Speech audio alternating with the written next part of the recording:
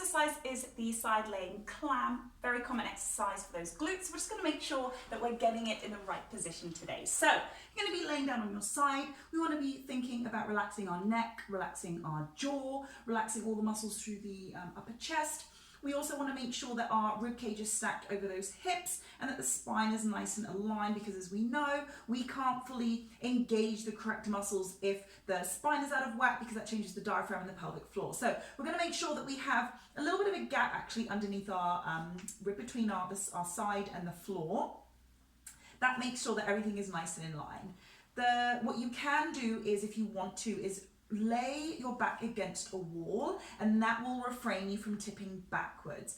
That way we know that the action and the exercise is really coming from the glutes. So what I want you to think about is relaxing the hip flexor. Remember, two muscles, opposing muscles, they can't contract at the same time. So and if one is contracting, then the other one can't contract fully. So what we want to do is make sure that our hip flexor, which is that juicy bit underneath that hip bone, is nice and relaxed in order for this to get its full maximum contraction.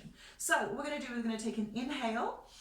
As I exhale, making sure that my hip flexor stays relaxed, I lift my knee up, and it's a deep contraction into those glutes and come down. Now, it's not a very big action. It's not swinging the knee up and down, because what you'll find is that actually a lot of it comes from the hips, which we don't want. So we're going to inhale, exhale, and then big squeeze through that glute. You can add a band around the knees if you want to, but I definitely would try without, and just really make sure that you are not engaging that hip flexor as well as that glute. Make sure you do both sides.